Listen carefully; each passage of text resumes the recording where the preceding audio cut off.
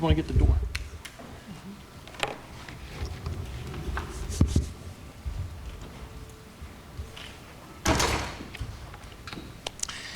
Good afternoon, everyone. My name is David Hoovler. I'm the district attorney here in Orange County, and we are here today to have a press conference regarding the Orange County IDA and some findings of fact and discuss some guilty pleas that occurred today. With me today here is our great comptroller, Thomas DiNapoli. We have Senator Skoufis, we have Senator Martucci, and we have members of all of our staffs. The way I'm going to do this is I'm going to speak a few minutes regarding the overall case, and then I'm going to turn it over to the comptroller to speak a little bit, and then I'm going to turn it over to my senior assistant district attorney, Stu Rosenwasser, who handled the majority of the case, to talk about the nuances of what our findings are. So let me begin. Earlier today, we had 3 guilty pleas that occurred here in Orange County regarding this IDA investigation. First, Vincent Cozzolino, 62, of Gardner, pled guilty to corrupting the government in the 3rd degree, a Class D felony. He was the former managing director of the Orange County IDA.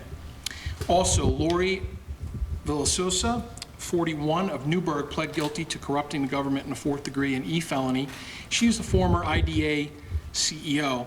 And finally, Edward Diana, 72, of Wallkill, pled guilty to offering a false instrument in the 1st degree, an E felony, and committing prohibited conflicts of interest. He's a former IDA board member, as well as a county executive, town of Wallkill official also. What do the charges really involve? Corrupting the government, the charges against Mr. Cozzolino and Villasosa, they involve engaging in a scheme where they systematically engage in a course of conduct where they defrauded the IDA through improper billing and salary. So a lot of people want to know what an IDA is. In layman's terms, an IDA, an industrial development agency, is a corporate government agency known as a public benefit corporation. Its job, in its simplest terms, is to attract and promote commercial and industrial development in either a city or a county. They do so through giving tax breaks to companies coming in, and in return, those companies in essence agree to create well-paying jobs either in the construction or the overall scheme after the building is done. Generally speaking, the governing body of an IDA is a legislature here in Orange County, which basically appoints the members, but an IDA still acts independently. IDAs are necessary in our state because we need to attract business, we need to create jobs. By all accounts, the Orange County IDA attracted businesses and was effective in creating jobs. However, our investigation at a closer look revealed the crimes noted by Mr. Cozzolino, Ms. Villasosa, and Mr. Diana. Of those 3 people, clearly Mr. Cozzolino is the most culpable, the most evidence was against him, and he is the most guilty, in my opinion. Ms. Villasosa would be next, followed by Mr. Diana, who would be the least culpable. Yet all of these individuals committed crimes. So what do we have here that we're talking about? Let me start by saying we do not have an embezzlement, we do not have a theft of funds, we do not have missing money. What we have in this case is a pattern of non-disclosed conflicts of interest, where these individuals were self-dealing. They were making decisions that benefited themselves while they were on a payroll, and they were not exercising independence. Therefore, what they were doing was they were cheating the taxpayers in this county. So I'm going to outline just a few right now of the conflicts that we found. And I'm going to use the chart right here, and I'm going to indicate to you on the chart that each of the colors and each of the lines indicate activity, a relationship, a contract, or a transfer of money.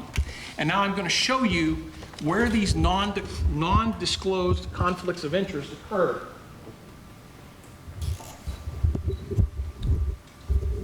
Anywhere you see a C, there's a conflict of interest.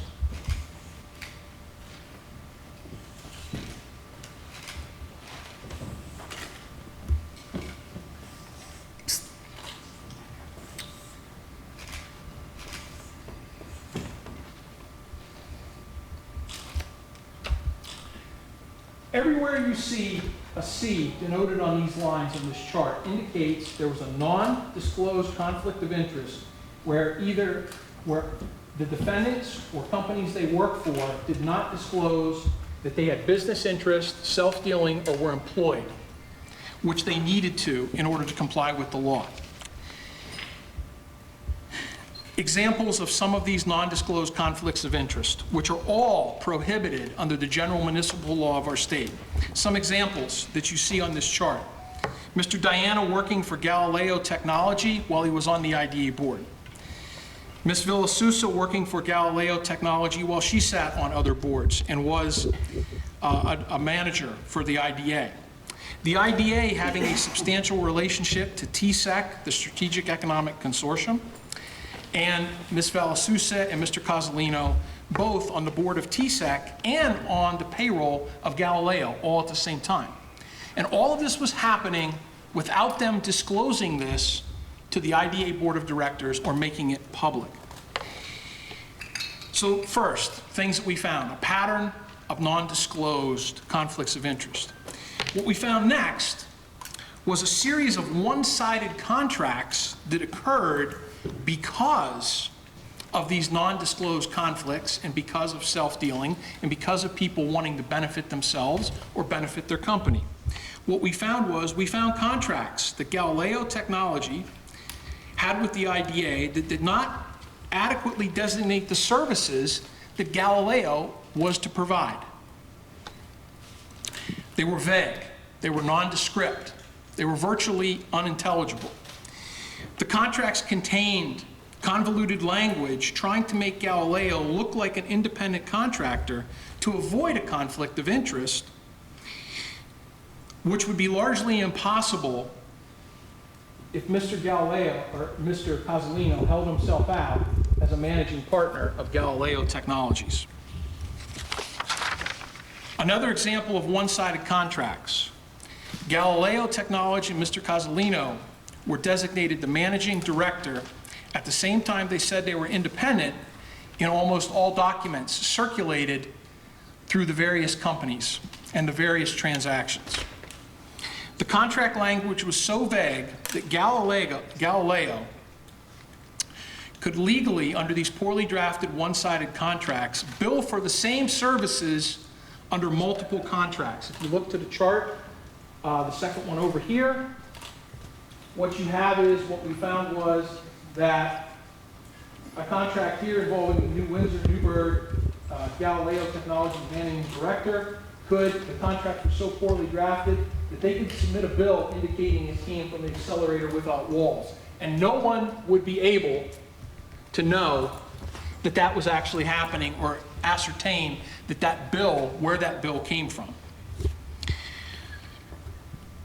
So how did all this happen? Well, these contracts were so badly drafted, it's unclear to even experienced lawyers the rights, duties, and obligations of Galileo Technologies with respect to the IDA. The IDA lawyer that advised the board of directors was wholly incompetent in reviewing those contracts. He never forwarded those contracts or the necessary information to the IDA board of directors in circumstances that they should have received that information to make reasonable decisions. And again, an IDA is governed by a board of directors who make their decisions. They have a legal counsel that's supposed to advise them. Their legal counsel was never providing them with the necessary information to make reasonable decisions.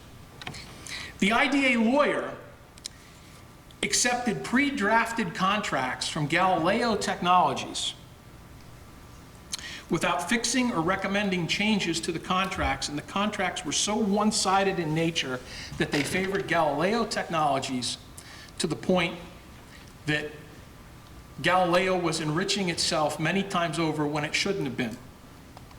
But again, if the lawyer wasn't advising the board and the board didn't know, then the contract was legally valid at that point in time. And when I say at that point in time, again, assuming that the people did not know about the undisclosed conflicts. Anytime you have a conflict, the contract cannot be legally sufficient and therefore it's void. In my opinion, the IDA lawyer's actions failed to rise to any legally sufficient level of advice. I find it to be extreme malpractice. The IDA attorney also allowed billing and invoices so vague that double billing could not be ruled out, but yet again, bad lawyering is not a crime. We move next to another finding that our investigation found, in addition to the crimes committed. Negligent oversight by the board of directors. Obviously, the IDA is governed, is run by a board of directors. The board of directors consists of 7 members. After extensive interviews with board members who ran the IDA, it was very clear that the board members of the IDA did not know what Mr. Cozzolino or Ms. Valasusa's relative positions were and what their day-to-day duties were. Hard to believe they were hiring and having these people work for them, yet they had no idea what their duties were and what they were doing on a daily basis. Some members of the board of directors also knew about Mr. Diana and Ms. Valasusa's employment for Galileo when they were both supposed to be working. One was on the board of directors, Mr. Diana, and Ms. Valasusa was supposed to be working for the IDA. They should not have been in those dual roles. Members on the board of directors knew that, and they took no action to stop it. The IDA lawyer failed to see or take any reasonable steps to ferret out conflicts by reasonable inquiry at meeting, even though he reasonably should have known that. He took no steps. Public meetings were pro forma, short,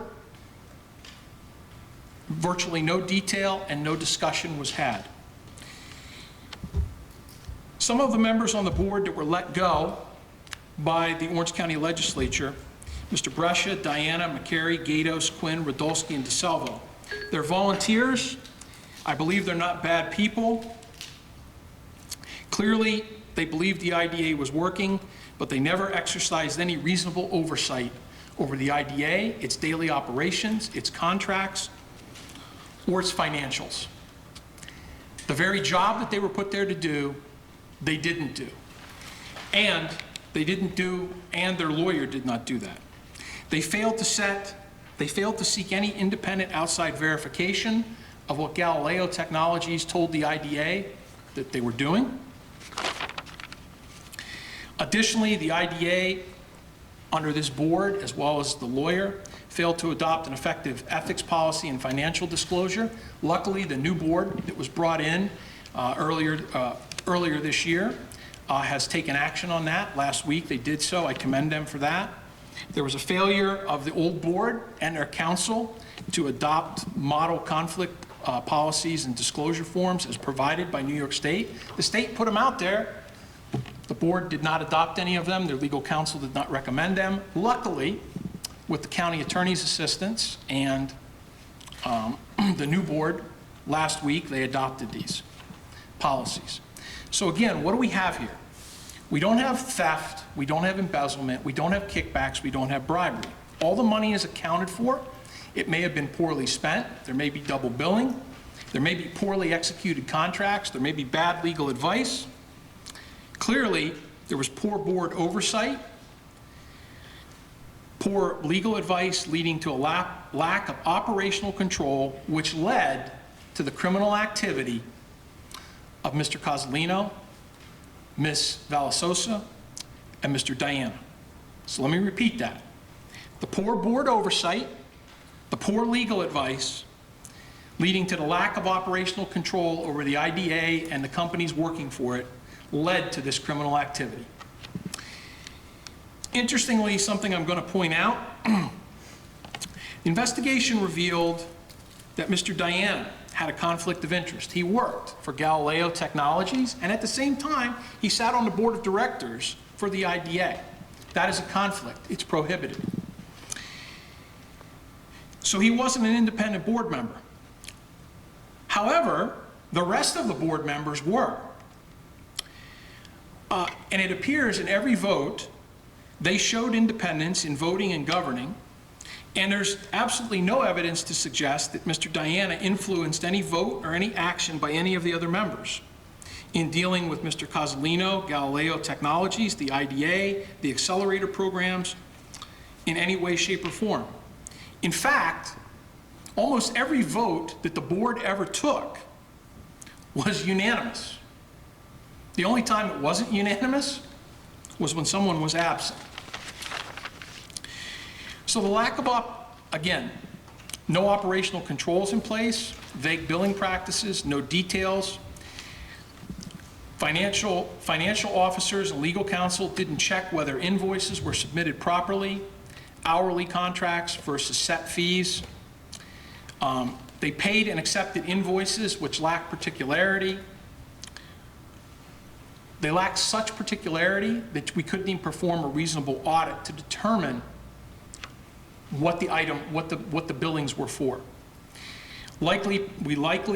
The IDA paid for overlapping services stemming from the negligent oversight and the poor practices. So again, the overview that I've just given you, we have 3 guilty pleas today for individuals that had undisclosed contracts. I've explained to you that the reason that they were allowed to commit those crimes was because of the poor oversight of the board and the poor legal advice. This investigation wouldn't be possible without having the Comptroller's assistance. The Comptroller was a key portion of this.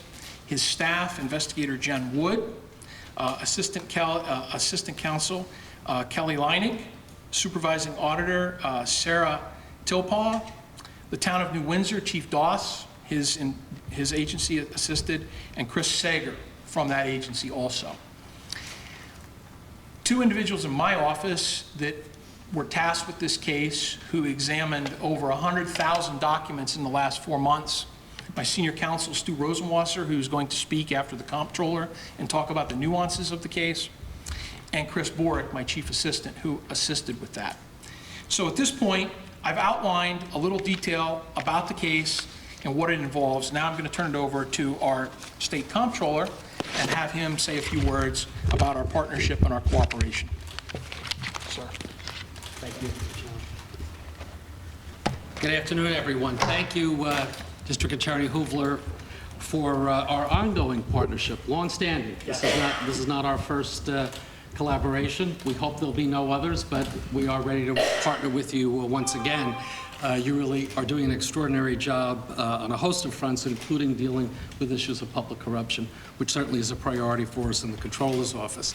Thanks for that overview. Let me add some thoughts, and I certainly want to start out by expressing my thanks to New Windsor Police Chief Robert Doss and his department for their great work on this investigation. Our initial involvement actually came out of a call that we received from the New Windsor Police Department. When we're talking about New Windsor Police Department, certainly the District Attorney's Office here in Orange County, these are the men and women, the law enforcement professionals who are the ones on the front lines ensuring safety and justice for the people of Orange County. And it's because of the joint work of our offices that we are able to make this announcement today.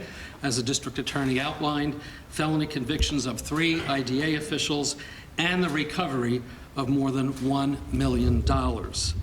I want to express my thanks as well. DA was kind to do that. I'll echo it to our Comptroller's Office Division of Investigations, who joined forces with law enforcement to deal with this corruption issue. Our counsel, Nelson Scheingold, and his team, who join us today, Investigator Jennifer Wood, Assistant Counsel Kelly Leinig, and Supervising Forensic Auditor Sarah Tilpaugh. Also, I want to add my appreciation to DA Hoovler's staff. Special Counsel Stuart Rosenwasser, Chief Assistant Christopher Borick, and as well, investigators Brett Whedon and Gary Cooper. And from the New Windsor Police Department, our thanks to Detective Sergeant Christopher Sager. There were a lot of folks involved with this effort, and their excellent working collaboration on this case demonstrates their commitment to protecting taxpayers and the citizens of Orange County. We all have zero tolerance for public corruption and misuse of public funds. The Orange County IDA was created to promote economic growth in the county. The Accelerator program was supposed to give new and small local businesses a jump start and help them flourish. Instead, Mr. Cozzolino, Mr. Diana, and Ms. Villa-Sousa compromised the organization and corrupted the program through a web of conflicts of interest, false statements, and payoffs. I will call it a payoff, in effect. Although their scheme was complex, their motives were simple. One word: greed. Working with DA Hoovler and the New Windsor Police, we were able to bring these crimes to light and recover ill-gotten gains. Sadly, what we're talking about here today is something we've seen before. Officials lose sight of who they serve and abuse their positions for their own benefit. Our partnerships with law enforcement have led to, unfortunately, I have to report, hundreds of convictions, millions of dollars in restitution, certainly adding the $1 million today to that list. Yet some corrupt officials still believe they're above the law and that they won't get caught. They're wrong. No one is above the law. The fight against public corruption continues to be a priority for the Office of the State Comptroller. Our Division of Investigations will continue to work with law enforcement to root out abuses of the public trust, whether that involves an elected official, an appointed official, or a contractor getting paid with public money. The State Comptroller's Office continually works to improve state and local government to help stop and deter fraud before it occurs. Prevention is better than coming to events like this. This spider web of a scheme could have been prevented, and I think the DA made that very clear in his overview, had there been the appropriate oversight and transparency of IDA operations. IDA boards of directors must ask the tough questions, carefully look at relationships and potential conflicts of interest, and keep in mind that their role is to provide oversight and accountability. My office also has a role to play in ensuring such controls exist, and we will be working to ensure that IDAs are not operating in darkness. Much of that work involves our audit work related to IDAs. In conjunction with District Attorney Hoovler's office, we will be jointly issuing, as a follow-up to the announcement today, we'll be issuing a report dealing just how the scheme was allowed to occur and the lapses in controls which created an environment ripe for abuse. I hope that other IDAs, public offices, and municipalities take note of what occurred here, look at their own operations, and follow our recommendations to protect public funds and promote public trust. And I think, DA Hoovler, that report will be very important, not only for making sure things are done right moving forward here in Orange County, but will be an important tool for IDAs and communities across the state. I think will help the legislature. I know my colleague in state government, Senator James Skoufis, has been a leading voice on the need to reform our IDAs. And James, I think this report will be very helpful to your efforts in that regard. So in addition to the work of law enforcement and the Comptroller's Office, everyone has a role to play when we talk about public corruption. So, as always, we like to remind you, we have a role to play in all of this, and if you are aware of a fraud or abuse of taxpayer dollars, you can report it, obviously to the DA, obviously to the police, but you can also report it to the State Comptroller's Office. We have an investigations hotline, 1-888-672-4555, or you can email us at investigations@osc.ny.gov. And I should point out, all complaints are confidential. And very often, we get an anonymous tip, but we follow credible tips wherever they may lead. So again, thanks to everyone involved in this collaborative effort for helping to make sure justice is being served in Orange County. And again, to DA Hoovler, it really continues to be a privilege to work with you and your team. Great professionals here in the Orange County District Attorney's Office. Thank you.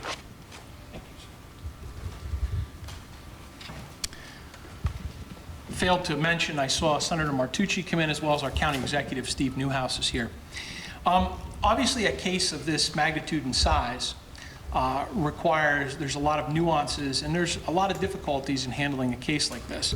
I'm actually going to call up the individual that handled this particular case from start to its finish, and is going to stay on with the Comptroller's Office to help write the report. He's a former Orange County Court judge. He also was a special referee for the court system before he worked for me. He has well over 30 years of trial experience I'm going to have him talk a little bit about the nuances of the case, some things that we believe the public needs to know that go into the very details of the case. So at this point, Stuart Rosenwasser, Special Counsel. Thank you, Mr. Hubler, Mr. DiNapoli, and everyone else present who played an important role in this case. I need to correct you about one thing. Go right ahead. It's not over 30 years, it's well over 40 years. There you go. I tried to make you younger. So when the office undertook this investigation as a result of a report by a county legislator, there was a thought that it did involve improper use of money or theft, misappropriation, and that's the direction we started to look at. We had to obtain bank records, all of the IDA's minutes going back to 2015, all of the IDA's committee minutes of their meetings going back similarly to 2015. We had to review all of the contracts. We had to review all of the invoices and whatever backup material was provided by Galileo, which I am sad to say was deficient, should not have been deemed adequate for purposes of payment, but each and every one was paid exactly as it was submitted by the CFO of the IDA.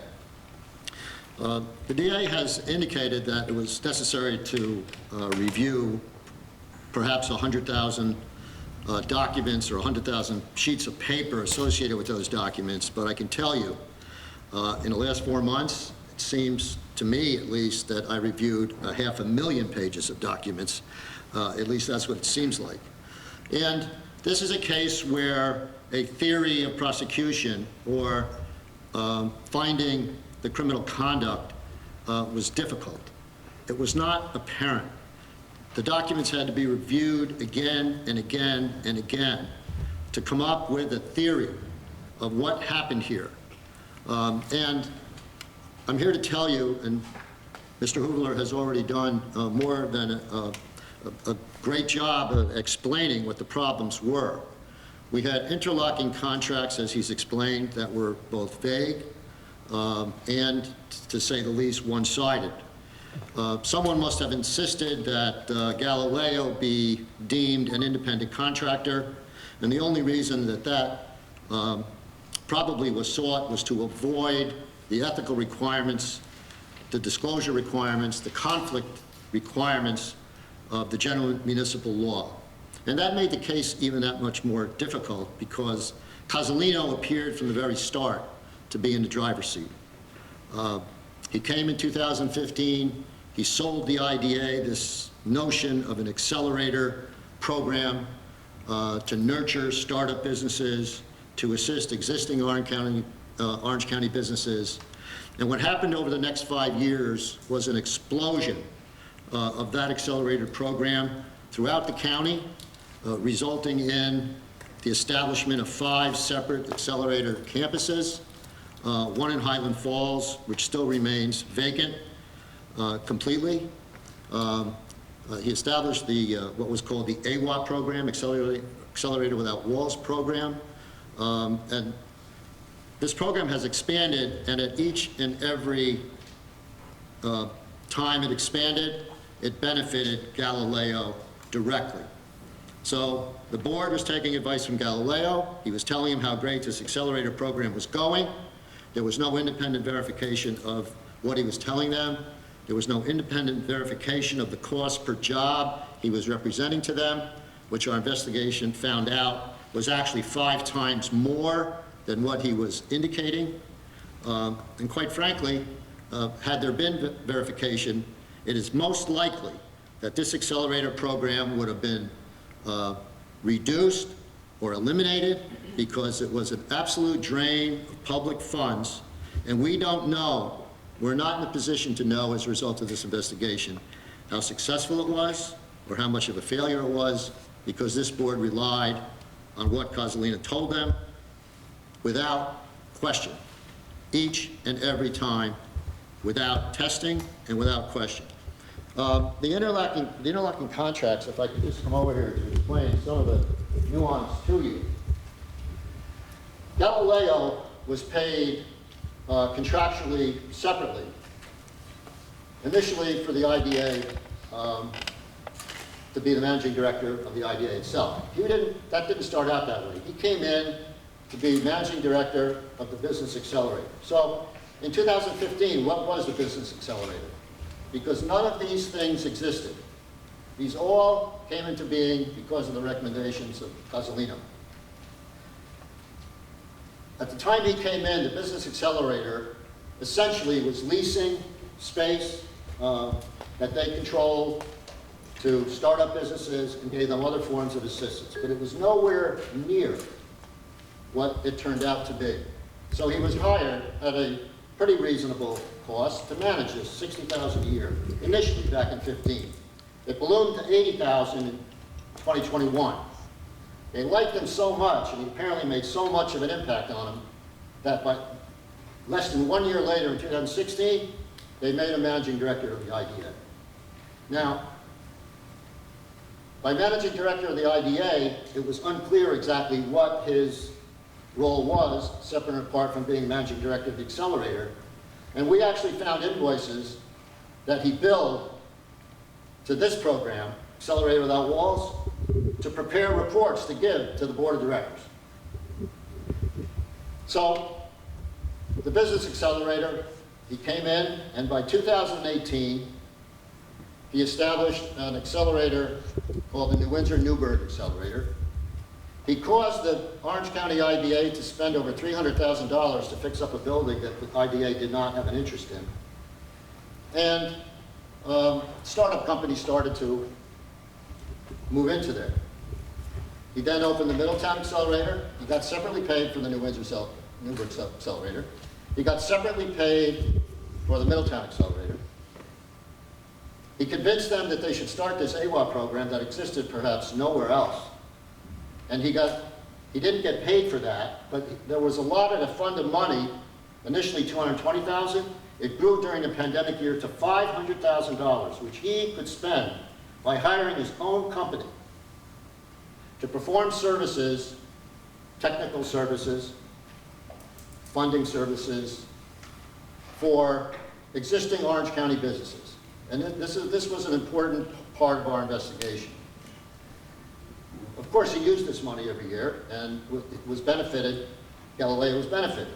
The invoices that he submitted monthly aggregated all of his time by month. He did not itemize who did what on what day for how long. And without audit or without request for backup information, the CFO paid it without question. He was paid separately to start the World Accelerator. And then once he was paid $60,000 to start it, and once it was up and running, he was paid $72,000 to run it. And then finally, the Highland Falls Accelerator. He rented a building, I think, which everyone agreed was a horrible lease, an expensive lease, a lease that, again, a competent lawyer I don't think would have agreed to. He was paid $80,000 to establish this accelerator.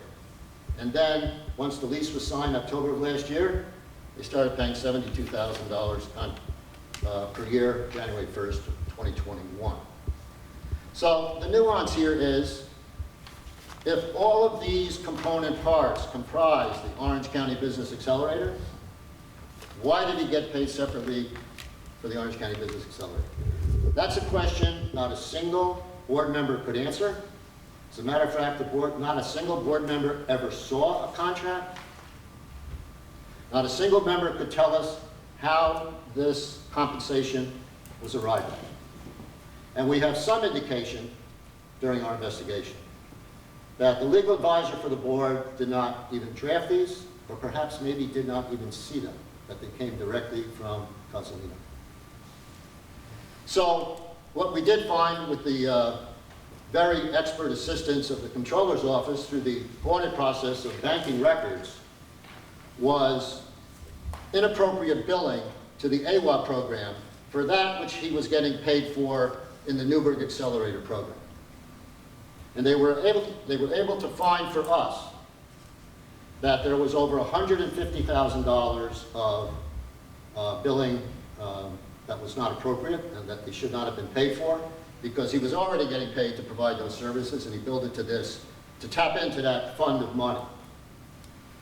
So in determining the restitution amount, we knew there was that much billing, but we took into consideration all of the overlapping contracts and all of the money over those 5 years that he had received.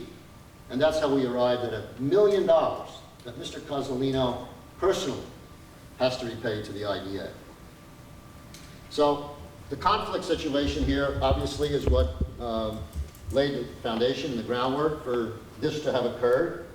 And as Mr. Hoover aptly pointed out, it is a spider web of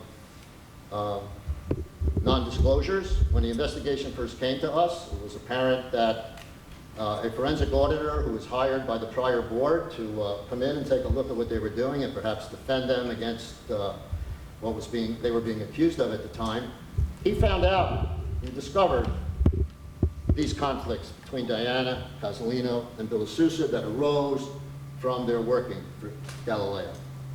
But they weren't the only conflicts. As you can see, we discovered through the investigation and poring over these documents that TSEC, which is a very, very close partner with the IDA, some of you may be familiar with all of the press and media that has spoken about this and reflected this. And TSEC, partnering so close, actually leased to the IDA virtually all of the equipment that was in these accelerators for use by startup manufacturing companies. They leased it. And lo and behold, they hired Galileo, who was on their board of directors, to manage that program, their equipment program. So what happened?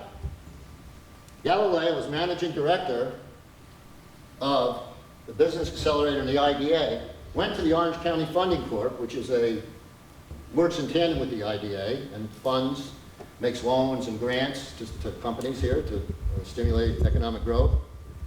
He went to the funding company as managing director, did not disclose that he was not only on the board of TSEC, but he had a contract for thousands of dollars a month to manage their equipment. He said that TSEC requires a contribution to the overhead and the cost of managing that equipment. So the IDA gave him $50,000, 3 years in a row, and then $75,000 to offset the contract that TSEC had with the board member. You really can't make this stuff up. So these conflicts were non-disclosed as required by law. They laid the basis for this. I won't speak any longer about the oversight issue. The district attorney has done a thorough job of doing that. But these conflicts are inescapable. And the lack of internal controls, operational controls, verification of what was being fed to them by Cozzolino is really was a springboard for this to happen. And I'd like to speak a little bit about the issue of conflicts of interest in a different context. There's ethics issues that have arisen and conflict of interest issues that have arisen in connection with this very investigation.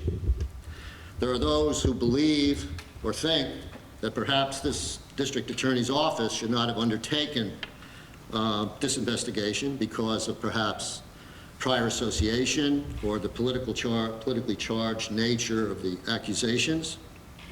But I'm here to tell you, as a former judge, county court judge, acting Supreme Court judge, as a former referee of the New York State Commission on Judicial Conduct, as a former referee for the 9th Judicial District Grievance Committee, that there was not a conflict or even an appearance of conflict in having the Orange County District Attorney's Office undertake this investigation and obtain its result. And if I can just give you an example of what the ethics law does require under these circumstances. Just think of a law firm with 2 attorneys for 25 years, interconnected financially, contractually, and one says, I'm leaving the firm and I'm going to go become a judge, and he goes on the bench. The law provides that after the passage of only 2 years, his former partner can appear in front of him and can represent clients. 2 years. In this particular case, all of those who worked on this case, myself, Mr. Hoogler directed me to undertake this case. He told me, I have one instruction for you, follow this case and the evidence wherever it should take you. And I commend him in his decision to take on this very difficult and apparently politically charged case. The IDA board was comprised and is comprised of community leaders and other professionals from varying backgrounds. These types of cases are easy to duck if that's what you'd rather do. However, in the absence of a real conflict, or even an apparent one, recusal would be a dereliction of a district attorney's duty. There is no conflicts in this case, as I've said, real or apparent. And any perceived prior associations between those involved in this matter have long since been attenuated by the passage of time. A prosecutor's ethical responsibility is to prosecute based on the evidence without regard to passion, prejudice, politics, or public opinion. This investigation, with the professional and exceptionally competent staff from the Comptroller's office who partnered with us every step of the way, resulted in an expeditious resolution of a very sudden and public upheaval that has spawned chatter of misappropriated funds, if not outright stealing, neither of which had any basis in fact whatsoever. A fair conclusion was reached on the evidence. There was an acceptance of responsibility by those responsible commensurate with their respective culpability. And there will be, as part of this disposition, a recovery by the IDA of not an insignificant amount of money, $1.265 million, which I believe is unprecedented in this county, and I'm sure far and wide in cases like this. These convictions under a relatively new statute, corruption of the government, I believe is the first of its kind, and the Comptroller can correct me if I'm wrong, but it may very well be the first of its kind anywhere in this state.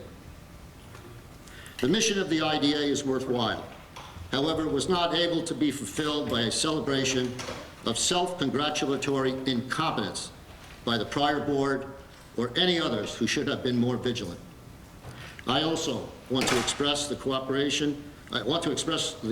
my thanks and our thanks for the cooperation of the new IDA board and the Orange County Attorney's Office, who have worked and continue to work very hard to implement new policies and develop operational controls which are able to independently validate the relative success or failure of ambitious programs pursued by the IDA, which consume great amounts of public money.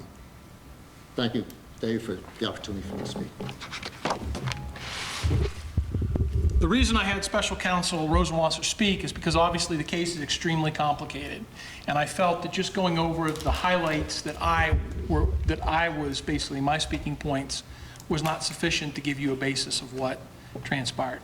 So at this point, if there's a few questions, we can take a few questions. The sentencing date is what? September 10th. September 10th for the case, so that'll happen. So the individuals will be sentenced on September 10th. And the restitution is due on the day of sentence. And the restitution, the $1.265 million, is due on that particular day. So are there any questions for myself or the Comptroller? Yes. The bill of Suso, 680,000, what's that? I can answer that. Go ahead. Stu, you take it. Yeah, the $680,000 is her salary from the IDA from the time that she worked there. And there's also a line here, as an employee of Galileo, she made $173,068 while she worked for Galileo. But this is her salary from the IDA. Yes. Yes. Your plea disposition agreements, does that include no jail time? What can you tell us in terms of what you agreed to with the defendant? For Mr. Cozzolino, it is recommended probation as well as the $1 million in restitution. Is for Ms. Valasusa, it is recommending a conditional discharge with the payment of $175,000 on our sentence date. And for Mr. Diana, it is recommending conditional discharge as well as payment of $90,000. Could you explain why no jail time? Well, simply, in a case like this, with the thousands of documents, we were looking at a case that could transpire for years. It's a convoluted fact pattern where the board of directors and the legal counsel are the defense for them. Because they're so negligent and they're so incompetent, they give them a built-in defense. We were able to overcome that defense by the sheer volume of what you see, the multitude of conflicts, the sheer number of ways that they branch this off to try to make money and try to hide it. We were able to overcome that. If I had it my way, I would have prosecuted the board, I would have prosecuted the lawyer, and I would have prosecuted all them. Because the board and the lawyer let this happen. They just took advantage of a weak system, no controls. And if people that are going to volunteer on our boards are going to put this little effort into their fiduciary duty of protecting our tax dollars, then we need to reevaluate whether or not we should have volunteer boards doing this. Because again, the reason we're here today about criminal pleas is because their operational controls were so damn bad that they allowed all this to happen. And if you present people with an opportunity to take advantage of you, they will. So, and one other thing I will say on that, when somebody takes responsibility at their arraignment like this, there has to be some benefit given. There has to be. And again, our laws in our state, could they be a little stricter? Could they be a little better? Yes, but we've changed all that in the last few years. These pleas are reasonable given the evidence. They're reasonable given the culpability of all the subjects. Who are the three board members that you say have been let go, that the county legislature let go? They let go the entire board. There's a new board now. And that was entirely justifiable. Yes. Mr. Hoover, the state has an ABO, the Authority's Budget Office. We were talking about dropping the ball. Where was the ABO during this process of auditing? Well, the ABO was not involved in the investigation. But they were auditing. They should have. Well, Paris report, what was called Paris reports was required under the law that the IDA as a public benefit corporation has to file. Those reports are financial reports showing what they paid for various things. It's basically like it's like what an auditor would do just on the financial side, not the operational side. There's nothing contained in those Paris reports that get filed with the ABO that in any way could potentially reveal what was going on. Yeah. No way. It's a cursory report. You have to peel back the layers of the onion to actually look. Just because there was a bill for $1,200 for building maintenance, it doesn't tell you what the building maintenance was. It doesn't tell you who did it. It doesn't tell you what days they did it. It doesn't tell you how many hours they spent. But if you list it as a reasonable expense, then as he indicated, it'll be accepted. Yeah, just if I could just say one other thing, Yeah. Mr. Sassy. The ABO required there to be training for the board going back to the time the Public Authorities Reform Law was implemented. This board did not undergo, the prior board, not the current board, the prior board did not undergo required ABO training annually until 2019, the first time. So when board members who knew about at least a couple of the conflicts couldn't understand or appreciate the fact that they were in fact conflicts, that probably explains a lot of it. Could the county or anyone else have any redress against Galileo Technology, since I know the two employees were getting money from it? Was it Galileo? That's a decision. That's a decision that will have to be made by civil lawyers down the road. It does not involve the district attorney's office. Is the investigation continuing or is it concluded? It's continuing in that we're going to publish a report in conjunction with the Comptroller's office that will outline a lot of the things that we talked about today that are outside the scope of criminal conduct. mostly what allowed all this to happen is what's going to be discussed. And I know for a fact in any of the comptroller's reports, they always make recommendations for improvements. And I think there's so much room for improvement here that we can go a long way with When will that. the report be issued? Weeks. Weeks, Weeks? yeah. What were Diana's and Villasuso's jobs for Galileo? What were they for? Well, that, Consultants. Is there any evidence of any duties they performed? duties? No. No, other than titles, no. And again, we're working on what's there. It's that bad. Do we have any questions for the comptroller? I got one for you, Mr. Sure. Just I'm going to read from your, talking about Abe Diana. His cooperation also requires he give testimony as necessary in any future proceeding. So does that include our legislative investigation? Yeah, any proceeding that the district attorney's office requires his attendance at and testimony at, he must comply. So if we subpoena him to the Well, if you subpoena him- legislature, You, he'll have to comply with our investigation, according to his plea. yes. How about the other two? They do not have a cooperation agreement. Any reason why they didn't get a cooperation agreement? That's not something we Well, discussed. No. I can actually say that, at least as to one, as to Mr. Cozzolino, we were not interested in his cooperation, him being the most culpable ringleader here. It was offered to Ms. Villasuso, She did not. and she respectfully declined. Yes. The 7 members of the IDA and the lawyer, you said they were nice and they're good people. And, you know, I guess I'm not understanding why they're allowed to fly free. Why are they allowed to fly free? Because they're volunteers. Because there's no criminal liability. There's no criminal liability for incompetence. You have to have an intent to commit a crime. They didn't have an intent to commit a crime. They just didn't do their job. And everyone that's put on an IDA board, and this is what Mr. Rosenwasser talked about, this becomes a politically charged thing. Everybody that sits on an IDA board, they're there for a reason. They're there for a bank, they're there for a labor union, they're there for something. Well, they're looking out for that something, they're not looking out for your wallet. And that's the problem that we have. And we have to fix that. Or we have to just get people that put a little reasonable competence in. I don't know how all this can happen and people sit on a board and they never see a contract. Or their meetings last 15 minutes. What would you recommend to change that would make... Training. For the board, I would recommend. Anybody else? Well, it's presumed that the lawyer would have some competence having graduated from law school, but I can't, again, as Mr. Rosenwasser said, you know, incompetence is not a crime. You have to have intent. What? Who was the Orange County Counsel? Mr. Dowd. Yes.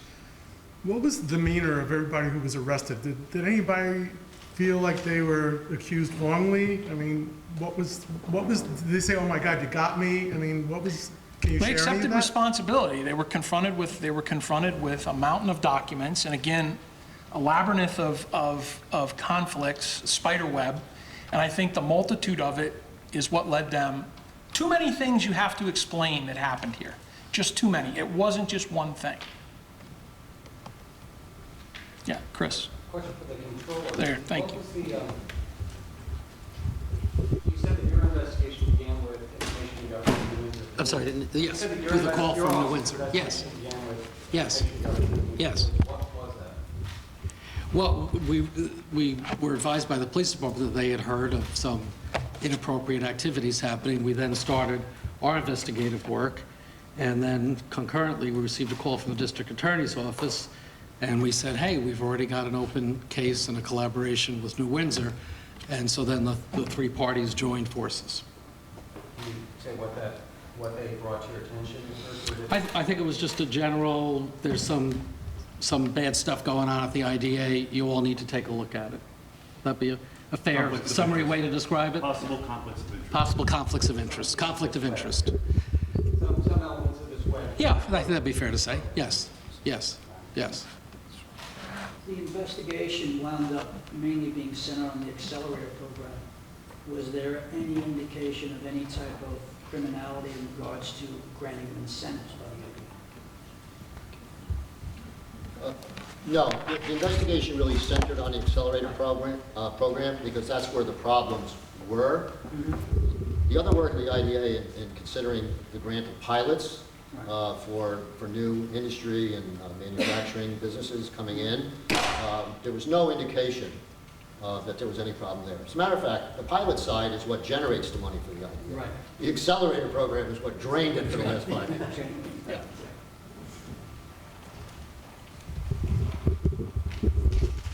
The money that will be received in terms of the restitution paid back on September 10th, what will become of that money? It will go directly to the IDA. Diana's attorney made some remarks today saying that this appears to be a misunderstanding, and his quote was, if this could happen to anyone. If you were in government service, be thankful it isn't you. He made it sound like this was some sort of setup. Actually, Mr. Rosenwasser's going to address that, and he's going to go down to the 2 forms at the end. Oh. Was the question about Mr. Diana Yes. Yes. specifically? Can't see without my glasses. Okay, so the basis of the charge against Mr. Diana, in addition to the conflict of interest charge, was the offering a false instrument for filing. The public authorities law requires that a board member be independent, meaning it doesn't have any interest in any contract that the board they sit on deals with. So the law requires that the board members sign what is called a certificate of independence. Because to be independent, you cannot be intertwined. So this is the actual one of them. There were 2. As a matter of fact, only 2 years, 20 and 21, were board members required to even sign this, even though they've existed for years. So this is from 2020. He signed a similar one in 2021. And the law states that a board member to be independent cannot be employed by an entity that receives payment of more than $15,000 for goods or services. So here, that would be Galileo. Galileo received hundreds of thousands of dollars annually. Mr. Diana was employed by Galileo, therefore he was not independent as respects any matter involving Galileo, and should have recused himself. As Mr. Hoover said, the other 6 were. They didn't have any. They were independent. So I'm going to read to you what this says. This is a form. If somebody gave it to you here and said, here, read this and sign it. It says, the undersigned had been appointed as a member of the Orange County IDA on January 15, 2006, certifies as follows, pursuant to the public employee law. He or she is not, and in the past 2 years has not been, employed by the agency in executive capacity or has been employed by an entity, affiliate, or been a member of a legislative body, the chief executive officer, or held a policy-making position in a municipal government that received a payment valued at more than $15,000 for goods or services provided to the agency, or received from another form of financial assistance valued at more than $15,000 from the agency. Would anybody like me to read that again? If anybody can understand what that is looking for on first go-around, you're better than our chief assistant was, because he said, what does that mean? And I think, maybe not a lawyer, maybe Mr. Diana, as a former county executive, should have, but this is the most unintelligible, inartful form that I've ever seen. I've been practicing law for 44 years. And quite frankly, he pled guilty because it is a false document, and we certainly accepted that plea of guilty to the felony. But here's what you have to parse out of this to really understand. It's highlighted in yellow here. You almost have to skip over all this, and it's like a jigsaw puzzle, and you just read this part. And if you could do that, it would be very clear to the reader, oh, yeah, in the past 2 years I've been employed by somebody and I made more than $15,000. So you can't certify that you're not. That's a problem with this, and I'm sure that will be one of the recommendations in our report. This has to be reworked. I'm not saying it's a trap, but it is inartful, it's unintelligible, and it's a problem. What about E&O insurance? The board of directors have that? How does that play in this? As to what? What did you say? Errors and omissions? Oh, errors and omission? No, it's a public entity. They have a statutory fiduciary obligation. Also, Ms. Sosa, her plea, the basis for her plea also involved a false statement, a false document. It was a document that was sent to her and filled out by her from Senator Skoufis's committee. That formed the basis of one of her criminal acts. So it goes to show you not only do the Certificate of Independence, but Senator Skoufis's committee was looking into IDAs across the state. Am I correct? Yes. And in response to his request, she made a false statement, and that was the basis of one of her charges in the case here today. By failing to disclose content. Yes, by failing to disclose. And I believe it was the first question. Yeah, it was right at the top. No more questions? Thank you for coming.